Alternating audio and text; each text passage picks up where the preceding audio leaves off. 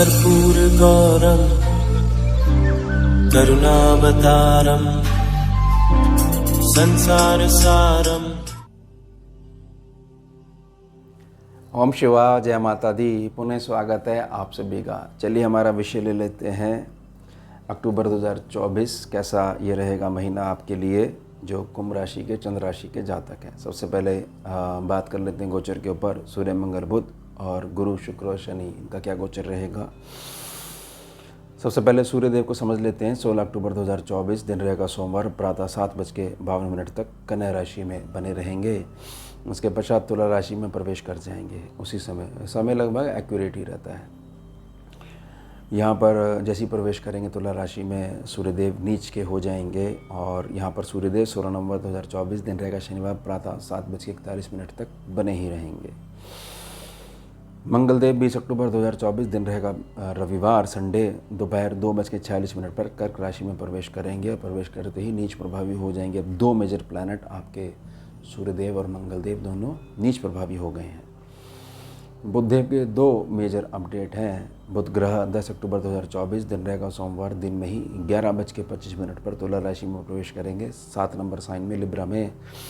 उसके पश्चात महीने के एंड में 29 अक्टूबर 2024 दिन रहेगा मंगलवार, रात्रि 10:44 पर वृश्चिक राशि 8 नंबर में स्कॉर्पियो में प्रवेश कर जाएंगे। देवगुरु बृहस्पति 9 अक्टूबर 2024 दिन रहेगा बुधवार, दोपहर में 12:33 पर वृष राशि में ही जहाँ बैठे वहीं बैठे बैठे ही वक्री स्वभाव को धारण कर लेंगे। उसके पश्चात काफ़ी लंबा चलेंगे और अगले वर्ष 4 फरवरी 2025 दिन रहेगा मंगलवार, दोपहर 3:09 पर पुनः मार्गीय स्वभाव को धारण करेंगे। वक्री अवस्था की कुल अवधि 119 दिनों के लिए मान्य रहेगी। शुक्रदेव 13 अक्टूबर 2024 दिन रहेगा रविवार, प्रातः 6:08 पर वृश्चिक राशि 8 नंबर में प्रवेश करेंगे और 7 नंबर 2024 दिन रहेगा बृहस्पतिवार, रात्रि 3:39 तक बने रहेंगे। ये जो सुबह का जो समय होता है ना, प्रातः समय 3:30 की भोर होती है, ये वही समय है। हमने यहाँ पर रात्रि लिया है 3:39। शनिदेव जैसे चलते आ रहे थे वैसे ही चलते रहेंगे, अर्थात 30 जून 2024 दिन था रविवार, रात्रि 12:35 पर शनि वक्री स्वभाव को धारण कर लिया था और आगे चलते हुए 15 नवंबर 2024 दिन रहेगा शुक्रवार, सांझ को 7:51 पर वक्री स्वभाव को धारण करे ही रहेंगे और वक्री स्वभाव की कुल अवधि 139 दिनों के लिए मान्य रहेगी। ये हो गया हमारा गोचर। अब आपने इसमें देखा कि सूर्य और मंगल दो मेजर प्लैनेट हैं जो कि स्कैनिंग की विद्या में गुरु शिष्य परंपरा नाम का बहुत शुभ राजयोग बनाते हैं। ये दोनों के दोनों नीच प्रभावी हो गए हैं, एक तुला राशि में और एक दूसरे कर्क राशि में। उसके साथ में शनि वक्री चलते हुए आ रहे थे। अब देवगुरु बृहस्पति भी काफ़ी लंबे समय के लिए 119 दिनों के लिए वक्री स्वभाव को धारण करेंगे और ये बहुत अच्छा है आपके लिए। मैं समझाता हूँ कैसे। सबसे पहले तो इसको समझिए कि लगन में ही शनि बैठे हुए हैं और कुंभ लगन है तो मालिक भी यही है, ये यहाँ बैठे हुए हैं। पिछले 5 वर्षों में जाइए आपका जो पिछले 5 वर्ष का जो समय है उसको जाइए, उसको देखिए और 5 वर्ष से पहले का समय था उस लाइफ को देखिए। कमी कहाँ पर आ रही है? कमी सिर्फ और सिर्फ यहीं पे आ रही है कि जीवन में जो उत्तम नियम होने चाहिए वो उत्तम नियम नहीं है और अप्लाई हो ही नहीं पा रहे हैं। अब जो ये आने वाले 2.5 वर्ष यानी 29 मार्च 2025 जब शनि आगे मूव करेंगे, उसके बाद से जो आगे 2.5 साल हैं यह आपको स्वयं के ऊपर ही लगाने हैं। कोई भी ऐसी चीज़ है जो आपका फोकस आपके ऊपर से और आपकी फैमिली के ऊपर से हटाती है, वह आपकी ज़िंदगी में नहीं आनी चाहिए। बस यही प्रार्थना है और इसी चीज़ को काफ़ी ज़ोर देने के लिए देवगुरु बृहस्पति सुख स्थान पर ही आपके वक्री स्वभाव को धारण कर चुके हैं। शनि वक्री हैं तो बहुत ज़्यादा एक प्रकार से आपको अपने जो स्टेप्स हैं बहुत ज़्यादा वॉच करना है, उनको कहीं भी गलत जगह पाँव नहीं रखना है और लुभावने जो ऑफ़र्स हैं व्यापार में, रोज़गार में, नौकरी में, उनकी तरफ ज़्यादा ध्यान नहीं देना है। स्थिरता को पकड़ना है, बस यही ध्यान रखिएगा, बाकी सब चीज़ ठीक है। और ये फ़र्क जानिएगा कि जहाँ पर मस्तिष्क का यूज़ करना है वह मस्तिष्क का यूज़ करिएगा, जहाँ पर मीठी वाणी से काम चल सकता है वह मीठी वाणी से काम चलाइएगा। जहाँ ज़ोर दिखाना वहाँ पीछे मत हटिएगा, ध्यान रखिएगा, नहीं तो प्रोग्रेस आपकी बहुत मुश्किल हो जाएगी उसको मेंटेन कर पाना। सेकंड हाउस जो है, सेकंड हाउस देवगुरु बृहस्पति का है, लेकिन यहाँ राहु बैठे हुए हैं। इनकम के संबंध में और कुटुंब के संबंध में एक बेसलेस फियर राहु यहाँ पर देते रहेंगे। लेकिन अब इस भाव के स्वामी जो है सुख स्थान पे वक्री हो गए हैं, तो आपकी मर्ज़ी है, आपने जो सोचना सोचिए, होगा वही जो होना है। व्यर्थ का भय हमेशा नुकसान ही करता है, और व्यर्थ का भय कि अभी तक मेरी जो है प्रोग्रेस काफ़ी ज़्यादा प्रभावित हुई है, तो आने वाला भविष्य को लेकर मैं बहुत ज़्यादा चिंतित बना हुआ हूँ वर्तमान में, और उसका बेस है मेरा पास्ट, जो कि बदला नहीं जा सकता, वो जा चुका है, सिर्फ और सिर्फ मैं मेमोरी में घूमे जा रहा हूँ। इससे बाहर आ जाइए, प्रार्थना है, बहुत कुछ आपके सामने अच्छा खड़ा हुआ है, उसको कैप्चर करिए और बिल्डअप करना शुरू करिए। तीसरा सेक्शन है आपकी बेसिक प्रकृति का, मेहनत का। और ऐसा हो सकता है कि अपनी पूरी इन्वेस्टमेंट जिन्होंने अपनी संतान पे करी है, वह संतान अब से जो वो सेवा चाह रहे हैं वो सेवा मिल नहीं पा रही है, या संतान के लिए जो उत्तम भविष्य की आपने तैयारी करी थी, मेहनत करी थी, धन लगाया था, वो धन कहीं पे अटक रहा है। मतलब किसी न किसी रूप में जो आपने इन्वेस्टमेंट अपनी संतान पे करी है, वो इन्वेस्टमेंट किसी न किसी रूप से खतरे में है, चाहे वो संस्कारों की क्यों ना हो। और ऐसा लगता है एक खाई बनती जा रही है आपके बीच में और आपकी संतान के बीच में, जिसको बहुत लोग बड़ी सरलता से कह देते हैं कि जनरेशन गैप है, आप समझते नहीं हो।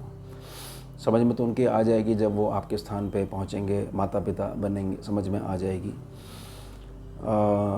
इसके लिए मेरी प्रार्थना रहेगी कि रात्रि समय पे शिवालय जाइएगा, मतलब सूर्य अस्त के पश्चात, और 11 दिन का आप देसी घी का दीपक, मिट्टी का दीपक जरूर जलाइएगा, उत्तरमुखी खड़े होकर। बहुत रिलीफ मिलेगा इससे आपको। और एक प्रकार से जो व्यक्ति टूटे हुए हैं संतान पक्ष को लेकर, उनको बहुत बड़ा रिलीफ महादेव के आशीर्वाद से प्राप्त होगा ही होगा। कुछ ना कुछ सोल्यूशन आपको महादेव दे के ही भेजेंगे, क्योंकि वो किसी को भी निराश नहीं करते और किसी में भी फ़र्क नहीं करते हैं। आगे बढ़ेंगे, आगे सुख स्थान पे देवगुरु बृहस्पति बैठे हुए हैं। अब समय आ चुका है, ये जो सुख स्थान है इसके कंफर्ट जोन को बाहर निकलते हुए, और जो कर्म क्षेत्र है, कर्म जॉब की आपकी जो टाइप है, उसको बहुत ज़्यादा मजबूत करने का, और यह चीज़ देखने का कि बहुत सारे कार्य आपकी मीठी वाणी से पॉसिबल हो सकते हैं, क्योंकि वहाँ पर बुध और शुक्र भी बने हुए हैं। आपस में ये तीनों ग्रह, गुरु, शुक्र और बुध, एक दूसरे को देख रहे हैं, तो इसका फ़ायदा आपने बहुत ज़्यादा उठाना है। और ये भी ध्यान रखिएगा 15 नवंबर तक शनि वक्री जो है वो आपके जो मंथली जो पैसा आता है, जिससे घर चलता है, उसको भी देख रहे हैं। तो अब समय आ चुका है एक प्रकार से कड़े निर्णय लेने का, और जीवन में नियम बनाने का, और नियम बनाकर उन पर चलने का। अब इस बात को समझिए कि ये बुध का घर है जहाँ पर मंगल बैठे हुए, 5th सेक्शन। बुध की स्थिति तब तक ठीक नहीं है जब तक केतु के संपर्क में है वो, क्योंकि बुध जो हैं केतु के संपर्क में जब भी होंगे तो धन संचय दोष बना ही रहेगा। और धन एक बहुत बड़ा आशीर्वाद है, धन होने से बहुत सारी चीज़ें हल हो जाती हैं, निर्भय हो जाता आदमी, अटमोस्ट मतलब लगाइए इसको कि बहुत सारी पकड़ अपनी बना के रख सकता है, तो एक बहुत बड़ी पावर है। और जो केतु जब तक बने रहते हैं तब तक आप किसी भी लगन कुंडली में देखिएगा या गोचर में देखिएगा, तब तक धन आपका प्रभावित होता ही होता है, धन जुड़ नहीं पाता है बल्कि टूटता है। तो उससे रिलीफ मिलेगा ही मिलेगा। केतु से सूर्य भी अलग होंगे, बुध भी अलग होंगे, और ये बहुत बड़ा रिलीफ मिलेगा।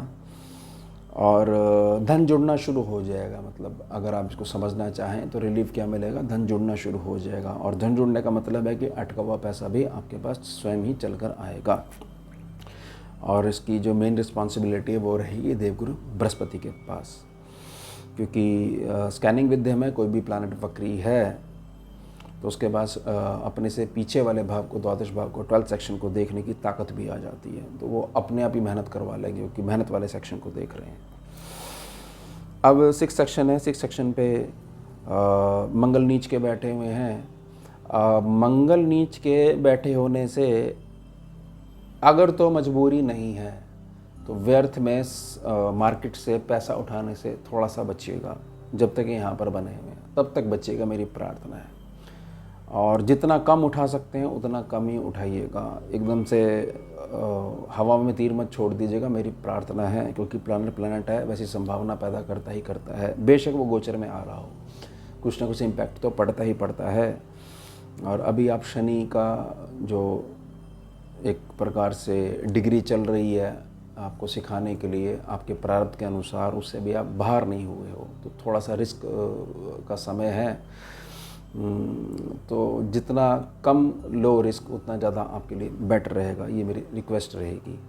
अब 7 सेक्शन पर आते हैं। 7 सेक्शन के स्वामी 8 सेक्शन में बैठे हुए हैं, सूर्यदेव हैं। सूर्यदेव ने बहुत हद तक बीमारी वाला जो सेक्शन है उसको कंट्रोल करने का प्रयास करा था। अब कितना हो पाया कितना नहीं हो पाया वो तो लगन कुंडली की बेसिक स्कैनिंग में ही पता लगेगा। खैर, इसके पश्चात जैसे सूर्य आगे मूव करेंगे तो नीच प्रभावी हो जाएंगे। भाग्यस्थान पे नीच प्रभावी का सिर्फ एक ही अर्थ है कि मेरा जो बड़ा है उससे आने वाला आशीर्वाद नहीं मेरे तक पहुंच रहा है, चाहे वो शरीर से है चाहे शरीर से नहीं है। यानी मेरे पिता तुल्य जो भी मेरे आदर्श हैं, चाहे स्वयं मेरे पिताश्री हों या मेरे जो भी पितृ पूर्वज हैं, उनके मेरे बीच में थोड़ा सा गैप आ गया है बस। और ये गोचर है, कुछ चीज़ें हैं आपको पहले से पता है, तो थोड़ा सा संभालिएगा, थोड़ा सा शांत रहिएगा। और बड़े तो बड़े ही होते हैं, किसी न किसी रूप में कोई गलती आपसे जाने अनजाने हो गई हो तो उसको माफ़ कर ही देंगे। किसी प्रकार से बात वहीं पे ही ख़त्म हो जाए, आगे नहीं बढ़ पाए, बस इसका ध्यान बना के रखिएगा, बस यही मेरी प्रार्थना है। अब 8वां सेक्शन बुध का है। बुध बेशक यहाँ पर उच्च प्रभावी हो सकते हैं, एच साइन मिला हुआ है। लेकिन यहाँ पर केतु जब तक बने हुए हैं तो केतु का मतलब यही चीज़ है कि जिसको आप अपना मानते हो वही आपका धन हड़पने का प्रयास करेगा, आपको तोड़ने का प्रयास करेगा। ये सत्य बात है बिल्कुल। बाहर वाला आदमी नहीं तोड़ पाता है, बाहर वाला आदमी अपना मतलब निकालता है, तोड़ता नहीं है। उसका मतलब निकल जाता है, वो चला जाता है। लेकिन जो अपना, जिसको हम अपना मान रहे थे, वही तोड़ने का प्रयास करता है कि कुछ भी ना रहे इसके पास, इसका सब कुछ मेरे पास आ जाए। तो उससे बहुत जल्द आपको मुक्ति मिलने वाली है। क्योंकि बुध और शुक्र जैसे इकट्ठे होते हैं तो किसी न किसी रूप में धन और स्थिरता के संबंध में आपको बहुत शुभ परिणाम देखने को मिलते हैं। ज़्यादा शुभ परिणाम तब मिलेंगे जब ये 10 सेक्शन में मंगल की राशि में, वृश्चिक राशि में एक हो जाएंगे और देवगुरु बृहस्पति की सीधी दृष्टि में आ जाएंगे। समझेगा इस बात को।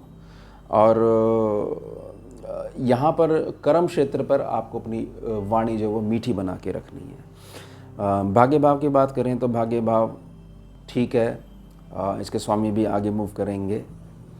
अगर आप पुरुष हैं और आपकी धर्मपत्नी है तो उनके साथ थोड़ा सा आपके संबंध अगर कटु वाले वचनों वाले चलते आ रहे हैं, बहुत अच्छा टाइम है, आप रियलाइज़ करिए।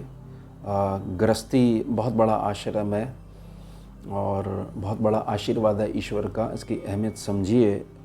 जो स्त्री आपके कुल में आई है, जिसका दान लेके आए हो आप, तो उसकी अहमियत आपको ही बनानी है। आप उनके हस्बैंड हो और वो जो आपके लिए कर सकती हैं, आपकी धर्मपत्नी जो आपके लिए कर सकती हैं, जो मांग सकती हैं ईश्वर से लड़के, वो कोई दूसरा नहीं कर सकता। आप स्वयं के लिए भी नहीं कर सकते, ध्यान रखिएगा। तो थोड़े शब्दों में समझ जाइएगा, कुछ पुरानी गलतियां हैं उनको सॉर्ट आउट करिएगा और आगे बढ़िएगा उनका हाथ पकड़कर। ये मत करिएगा कि पुरुष हो आप आगे चलो और वो आपके पीछे चलें, ये गलती मत करिएगा, ध्यान रखिएगा। ऐसे योग बनने वाले हैं, उनके माध्यम से आपके पास कृपा आएगी ही आएगी, अटल है, आनी अटल है। कितनी ले पाते हो वो लगन कुंडली डिसाइड करेगी और आपकी बेसिक नेचर और आपका निजी संकल्प। अब 10 सेक्शन जो है, 10 सेक्शन को ऐसे समझिएगा, 10 सेक्शन के जब स्वामी जब नीच के हो जाएंगे, मैंने पहले प्रार्थना करी है कि मार्केट से पैसा उठाते समय ये ध्यान रखिएगा कि जितना मिनिमम उठाओगे उतना ही ठीक रहेगा जब तक मंगल नीच के बने हुए हैं। नहीं उठाओगे तो ज़्यादा बेटर रहेगा। कुछ समय बाद ये यहाँ से हट जाएंगे, उसके पश्चात अच्छी कंडीशन रहेगी, खुद भी आपको महसूस होगा कि हाँ ये अब टाइम है, क्योंकि वो कर्जा अगर मैं उठाता हूँ, पैसा उठाता हूँ, तो उसको वापस करने के लिए मेरे पास जो मनी का फ्लो घूम रहा था, वो जो रुक गया था, वो भी घूमना शुरू हो गया। बस छोटी सी बात समझ लीजिएगा। और उत्तम वाणी ही अब आपके व्यापार को, रोज़गार को बहुत आगे बढ़ाएगी। आपको अपना कार्य निकलवाना आना चाहिए आपकी वाणी के आधार पर, मीठी वाणी के आधार पर। लाभ सेक्शन है, लाभ सेक्शन के स्वामी सुख स्थान पे बैठे हुए हैं वक्री होकर, और 119 दिनों के लिए वक्री हो जाएंगे। अब आपको इस बात का ज्ञान देवगुरु बृहस्पति करा देंगे कि हर अवस्था में अपना लाभ कैसे निकाला जाता है बगैर किसी की आत्मा को दुखाए, बगैर कोई ऐसा कार्य करे जिससे कि हमने दूसरे का पहिया रोक दिया और हमारा पहिया चलता रहा। नहीं, हमारा पहिया चलता रहेगा, दूसरे का पहियों को हमने छुआ भी नहीं है। अब वो ज़बरदस्ती मान के बैठा हो तो वो उसका कर्म है, हमारे को उस पर ध्यान नहीं देना है। यानी कि देवगुरु बृहस्पति आशीर्वाद देंगे कि पूरा कंसंट्रेशन आपका स्वयं की ज़िंदगी पे आने ही वाला है। इसको जितना अधिक पकड़ सकते हो और जितना ये समझोगे कि सब कुछ मैंने ही करना है, मुझे किसी गॉडफादर की ज़रूरत नहीं है, मैं स्वयं में ही सक्षम हूँ, क्योंकि मेरी जो सलाह है उसको कोई भी व्यक्ति मान लेता है तो वो राजा बनने लग जाता है। ध्यान रखिएगा, बस मुझे उस पर चलना है, स्वयं चलना है और स्वयं के ऊपर अप्लाई करवानी है बस। बाकी जो शुभता है, मेहनत है, वो देवगुरु बृहस्पति अपने आप स्थितियाँ पैदा कर देंगे। आपके अंदर संकल्प धारण करने की क्षमता होनी चाहिए, संकल्प धारण करिए और आगे बढ़िए। अब इस बात को समझिएगा कि द्वादश भाव जो है, द्वादश भाव है खर्च होने का, और खर्चे के स्वामी भी हैं शनिदेव, वकियों के बैठे हुए हैं लगन में, और लगन के स्वामी भी हैं। लगन से यानी फर्स्ट हाउस और 12th हाउस जो है, जो बहुत बड़ा इम्पैक्ट डालता है वह बुद्धि पर डालता है। आपको सिर्फ और सिर्फ यह ध्यान देना है कि कहीं कोई ऐसी चीज़ तो नहीं हो रही है कि जिसमें कि जो हमारी उत्तम बुद्धि थी वह बुद्धि थोड़ी सी हमारी चालाकी वाली कमज़ोर होती जा रही है, और हृदय यानी केतु का प्रभाव हमारे ऊपर बहुत ज़्यादा पड़ना शुरू हो गया है। क्योंकि केतु की सीधी दृष्टि हमारे 12th सेक्शन पे पड़ रही है, और जैसे यहाँ पर केतु अलग हो जाएंगे तो बुध और सूर्य भी नहीं है उनकी ऊर्जा को काटने के लिए, क्योंकि वो आगे मूव कर जाएंगे बुध और सूर्य। तो हमारे को सिर्फ और सिर्फ यह ध्यान रखना है कि हमारा जो ग्रह है वह शनि है, और शनि जो है हृदय का कारक नहीं है, मस्तिष्क का कारक है, अकल का कारक है, तीव्र बुद्धि का कारक है। जैसे कौवा होता है ना, कौवे के पास क्या चीज़ है? कौवे के पास है स्मार्टनेस। और वक्री जब ग्रह हो जाएगा और जब समय आता है उसका पुनः मार्गी होने का, तो जो नवंबर तक का जो टाइम है, अक्टूबर से 15 नवंबर तक का जो टाइम है, इसमें वही स्मार्टनेस, जो खोई हुई स्मार्टनेस है, वो वापस लौट रही है। जितना ज़्यादा आप उसका लाभ उठा सकते हो, कैप्चर कर सकते हो ऊर्जा को, उतना करिएगा बस। बाकी सब चीज़ ठीक है। जब तक शनि का प्रभाव बना रहेगा, जो अभी हैं आपके 2.5 वर्ष और, तो तब तक कुछ संघर्ष तो बना ही रहेगा, लेकिन वह आपको बना रहा है। बस आप उस अवसर को सुअवसर में बदलना सीखिए। तो ये होगी हमारी कुंभ राशि। एक प्रार्थना रहेगी, यह जो मासिक राशि फल की जो गणना होती है स्कैनिंग विद्या में, ये पूर्णतः चंद्र राशि पे आधारित होती है। नाम से कोई भी राशि का कॉन्सेप्ट ही नहीं है, नाम से कोई भी राशि नहीं होती है। अगर आपको अपनी चंद्र राशि क्लियर है कि हाँ मेरी तो कुंभ राशि है, चंद्र राशि है, मुझे बहुत अच्छे से पता है, और ये भी पता है नाम से कोई राशि नहीं होती है, बहुत अच्छा है। और अगर नहीं है तो कमेंट सेक्शन में आप अपने ओम शिवा लिखिए, फुल और एक्यूरेट बर्थ डिटेल्स यानी date of birth, time of birth और प्लेस ऑफ बर्थ डालिए, और प्रार्थना करिए वहाँ पर कि रिक्वेस्ट डाल दीजिए, मैसेज डाल दीजिए कि मुझे मेरी चंद्र राशि आप बता दीजिए। मैं जैसे समय मिलेगा, जैसी गुरु माँ की आज्ञा होगी, मैं आपको रिप्लाई दे दूँगा। चंद्र राशि आपको क्लियर होनी ही चाहिए। मैं इसलिए ही मेरी रिक्वेस्ट है कि कमेंट सेक्शन के माध्यम से आप ये तीनों चीज़ डाल दीजिए, तो चंद्र राशि आपको क्लियर हो जाएगी। क्योंकि नाम से अगर आप राशि देखते हो, नाम से कोई राशि का कॉन्सेप्ट ही नहीं है, तो वो चीज़ अप्लाई हो ही नहीं पाएगी, ना रेमेडी अप्लाई हो पाएगी। ध्यान रखिएगा, ये प्रार्थना रहेगी। क्योंकि हमारा वर्तमान विषय, अब मिलते हैं आपसे अगले भाग में नए विषय के साथ। जुड़िए और जोड़िए। ओम शिवा जय। भुजगेन्द्रहारं कर्पूरगौरं करुणावतारं